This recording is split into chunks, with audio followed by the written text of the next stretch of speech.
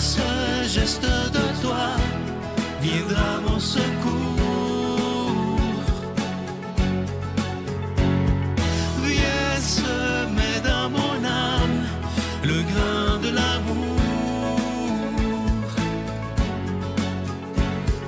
Je traverse un désert et je meurs de soif.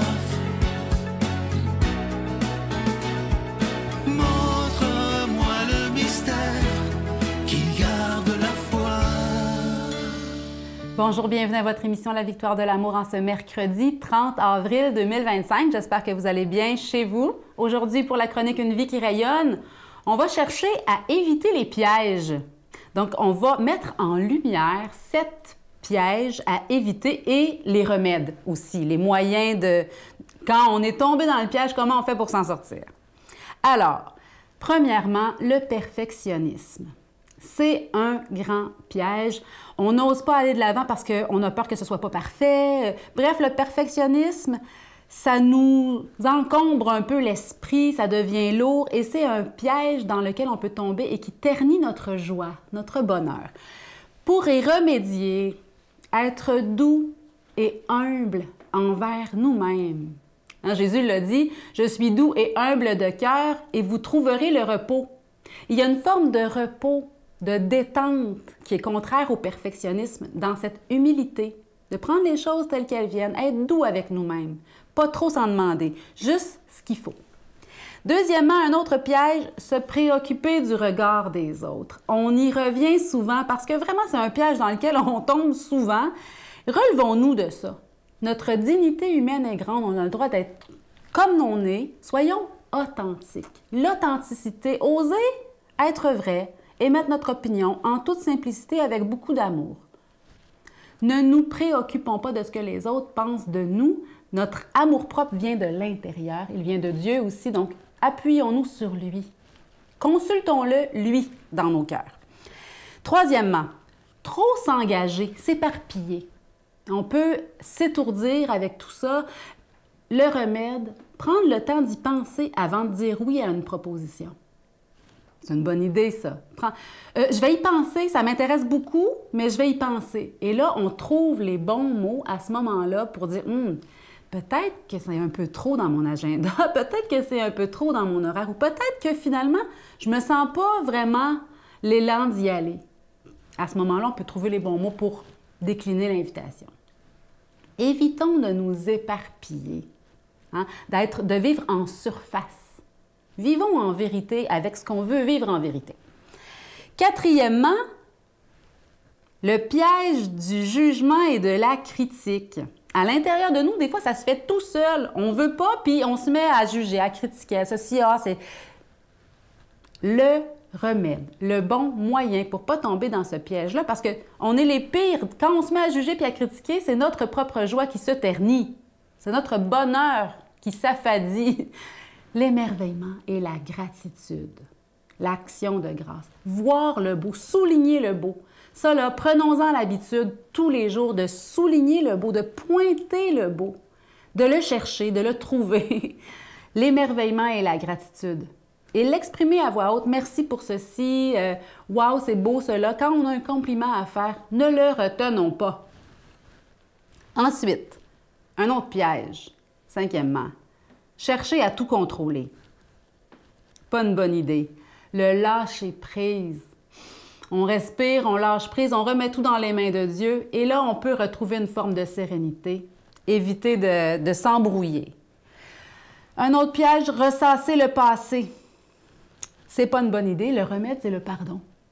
Pardonnons-nous à nous-mêmes ou aux autres s'il y a du mal qui a été fait. Et en dernier, le septième, se préoccuper de l'avenir, ça crée de l'anxiété. Encore là, le remède, l'intériorité, la prière et le lâcher-prise. Notre Père qui es aux cieux, que ton nom soit sanctifié, que ton règne vienne, que ta volonté soit faite sur la terre comme au ciel. Donne-nous aujourd'hui notre pain de ce jour. Pardonne-nous nos offenses, comme nous pardonnons aussi à ceux qui nous ont offensés. Et ne nous laisse pas entrer en tentation, mais délivre-nous du mal, car c'est à toi qu'appartiennent le règne, la puissance et la gloire pour les siècles des siècles. Amen. La Victoire de l'amour vous invite à célébrer 30 ans d'amour au Centre Vidéotron de Québec, le 24 mai 2025, de 13h à 17h. Avec Mélissa Bédard, Patrick Normand, Nathalie Laure, Guylaine Tanguay et la présence exceptionnelle de Michel Thor. Témoignages et conférences avec Sœur Angèle, Dominique Bertrand, David Bernard, Christine Michaud, Martin Larocque, Claire Jacques, Victor et l'équipe de la Victoire de l'amour. Billets en vente maintenant sur lavictoiredelamour.org. Je suis tellement content de vous présenter ce magnifique cadeau du mois de mai. C'est le tout nouveau livre de Martin Larocque qui s'intitule « Et si la solution était l'amour ». Je vous le dis, si vous avez connu le premier qui était extraordinaire, mais celui-là, je dois vous dire que j'ai même été très ému en le lisant parce que ce livre-là de Martin est beaucoup plus personnel. Il s'adresse à nous, on a l'impression qu'il est assis à côté de nous. Alors, je vous le dis, manquez pas ce magnifique livre. Vous savez, vous le recevrez avec un don de 25 $. Et si vous en voulez deux, parce que ça se donne vraiment bien en cadeau, c'est avec un don de 40 $. Je vous rappelle que si on vous demande des dons, c'est parce qu'on doit payer pour être à la télévision, que ce soit pour la production, la diffusion des émissions. Et grâce à vous, grâce à chaque don, on est capable d'être là depuis 30 ans, 7 jours par semaine à la télévision. Alors, merci de tout cœur. Et évidemment, la carte de Marie est toujours disponible. Voici comment vous procurer ce cadeau. Par la poste, à la Victoire de l'amour, casier postal 120, succursale Boucherville à Boucherville, le J4B 5E6, ou par téléphone, par carte de crédit, du lundi au jeudi, de 8h à 17h, au 514-523-4433, ou à notre numéro sans frais, le 1-888-811-9291. Également sur notre site Internet, le www.lavictoiredelamour.org. Avec votre don, vous recevrez aussi un reçu pour fin d'impôt. Merci de donner des mains à la Providence. Merci d'investir dans votre foi. Écoutez, je veux pas faire du name-dropping, là, mais je connais l'auteur de ce livre-là, là, puis si c'était moi, je le lirais.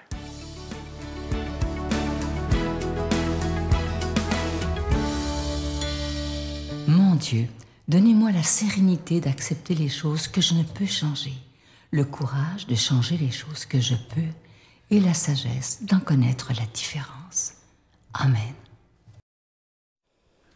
Maintenant, on va rejoindre à Paris le Père Michel Marie qui va nous faire l'homélie du jour.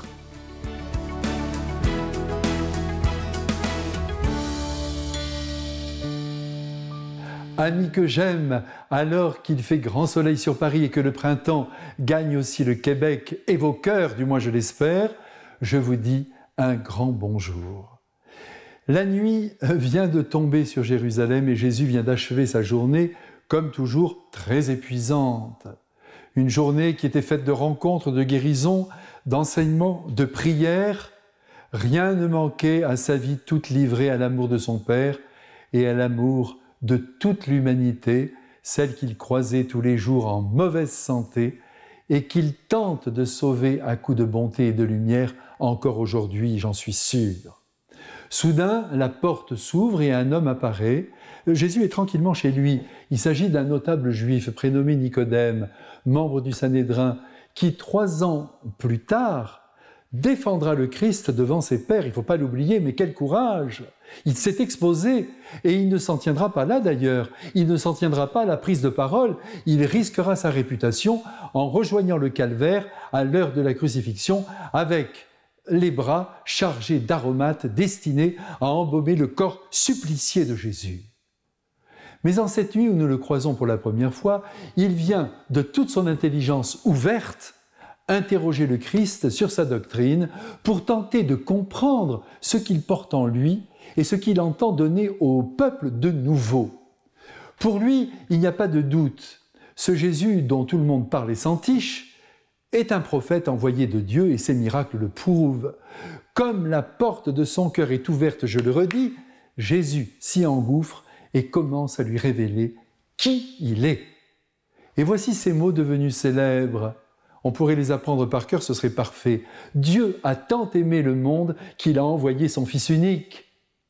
De découvrir ici que Dieu aime le monde devrait nous bouleverser. Dieu aime le monde. Il continue d'aimer le monde dans l'état où il est. pétri d'intérêts, de rivalité, de jalousie, de malhonnêteté, d'ambition mal canalisée. Et évidemment, le Père du ciel souffre de voir les hommes se livrer aux œuvres du mal et perdre la boussole du bien. Et c'est pourquoi il envoie son Fils unique dans le monde, car pour lui, rien n'est jamais perdu. Les cartes peuvent toujours être redistribuées et les gagnants d'aujourd'hui peuvent devenir les perdants de demain. Vous avez bien entendu, j'ai dit, Dieu envoie son Fils unique. Je parle au présent, car aujourd'hui même, à l'heure où je vous parle, il envoie son Fils unique dans nos cœurs. Il met sous nos yeux le texte évangélique. Il nous donne son Eucharistie. Il nous pardonne nos péchés. Et c'est pourquoi l'espérance de voir les idées de Dieu triompher dans le monde doit être forte en nous. Alors que, apparemment, tout semble aller à la dérive, avec la paix menacée, avec le bon sens mis à mal, et la morale la plus élémentaire niée. Nous ne sommes donc pas abandonnés, comme je suis content de vous le dire. Aussi, nous pouvons affirmer que si demain, des chefs d'État au plus humble des hommes, tout ce beau monde s'emparait de la sagesse de l'Évangile pour gouverner comme pour obéir, l'univers retournerait dans les bras de Dieu qui n'a pas l'intention de se mettre en colère contre nous. Mais oui, l'Évangile sur ce point est formel et ne laisse aucun doute sur le désir du Christ. « Je viens dans le monde, dit-il, non pas pour le juger, mais pour le sauver, pour lui montrer le plus concrètement possible par mes actes et mes paroles comment il faut vivre ici-bas en donnant à l'amour et à l'humilité la première place. » Ce sont en effet ces deux vertus qui nous humanisent et qui nous divinisent et qui devraient nous posséder. Peu d'hommes et de femmes en sont conscients. C'est dommage et c'est pourquoi il convient de ne jamais perdre de vue l'exemple du Christ, doux et humble de cœur. Ne perdons jamais de vue son amour démesuré pour tout homme quel qu'il soit et quoi qu'il ait fait. Évidemment, il y aura toujours, et Jésus nous avertit, un combat où les ténèbres cherchent à renverser la lumière. Et je suis heureux de vous annoncer que la lumière l'emportera au dernier jour, même si en attendant la victoire définitive, le mal semble triompher. Mais c'est provisoire. Donc, ne nous décourageons pas, accomplissons le bien, ne jugeons personne, travaillons à notre propre croissance dans l'amour. C'est ça, travailler à notre perfection. Je vous bénis tous, allez, courage. Le soleil se lève derrière les ombres. Amen. Je vous salue Marie, pleine de grâce. Le Seigneur est avec vous. Vous êtes bénie entre toutes les femmes, et Jésus, le fruit de vos entrailles, est béni. Sainte Marie, Mère de Dieu, priez pour nous pécheurs, maintenant et à l'heure de notre mort. Amen.